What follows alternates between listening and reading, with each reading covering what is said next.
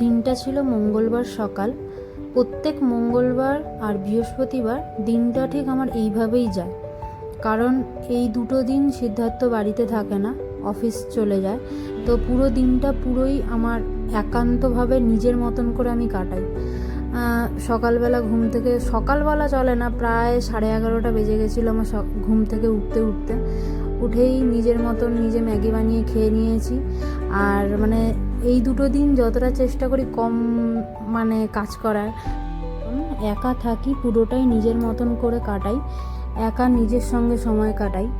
আর নিজের সঙ্গে সময় কাটাতে অ্যাকচুয়ালি আমি জানতাম না, কারণ বাড়িতে যখন থাকতাম বিয়ের আগে তখন তো একা খুব একটা থাকতাম না, কিন্তু এখন যেহেতু এখানে পুরোপুরি ও আর আমি এখন দুজন থাকি, তো এখন পুরোপুরি নিজের মতন করে সময় এই দুটো দিন আমি পাই যে নিজেকে সময় দেওয়ার মতন। তো এই সময়টাও খুব একটা খারাপ লাগে না, আমার ভালোই লাগে। নিজের মতন করে নিজে যেটা ভালো লাগে সেটা করি, সারাদিন নিজের মতনভাবে থাকি। আর যতটা কম কাজ করা যায় ততটা কম কাজ করি, বেশিরভাগটাই নিজেকে সময় দিই, নিজের মতন নিজের ভালো লাগা খারাপ লাগা সবটা মিলিয়ে থাকি। তো সারাদিন ধরে আমি এই বই পড়া বলো, তারপরে এই বইটা যে দেখছো, এই বইটা আমাকে দিয়েছে একজন, আমার ননদের বন্ধু দিয়েছে, প্রায় আমার সমবয়সী। আমার ছোট ননদ আমার থেকে 2-1 বছরের ছোট। তো ওর বন্ধু আমাকে দিয়েছে বিয়েতে এই বইটা আর একটা বই দিয়েছে, দুটো বই আমাকে গিফট করেছে। তো ওই বইগুলোই আমি পড়ে দেখছিলাম যে কি বই দিয়েছে। এই কয়েকটা দিন ব্যস্ততার মধ্যে আর দেখা হয়নি, বেশ কিছুদিন ধরেই ব্যস্ত ছিলাম, তো দেখা হয়নি।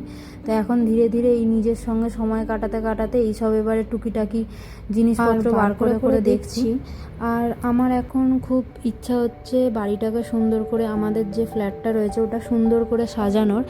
আর আমাদের যে ফ্ল্যাটটা রয়েছে ওর নিচে বিভিন্ন রকম খুব সুন্দর সুন্দর নার্সারি আছে, জানো তো সেখানে বিভিন্ন রকম গাছপালা আমি এর আগের দিন গিয়েও দেখে এসেছি। তো সেগুলো, তার মধ্যে কিছু কিছু গাছ আমার খুব পছন্দ হয়েছে, যেগুলো বাড়িতে নিয়ে আসার খুব ইচ্ছা আছে। ইনডোর প্ল্যান্ট যেগুলো হয় ওগুলো বাড়িতে নিয়ে আসার ইচ্ছা আছে, কিন্তু কেমন কি গাছ ঘরের মধ্যে লাগাতে হয় সেগুলো তো আমার ঠিক আইডিয়া নেই।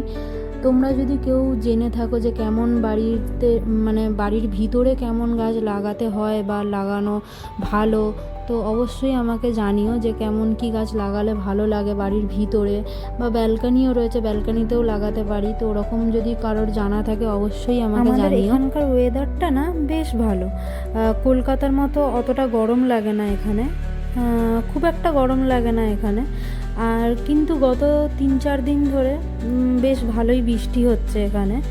একদিন আপনাদেরকে আমাদের এই ব্যালকানি থেকে বাইরের প্রকৃতিটা একদিন দেখাবো, খুব সুন্দর পাহাড় দেখা যায়।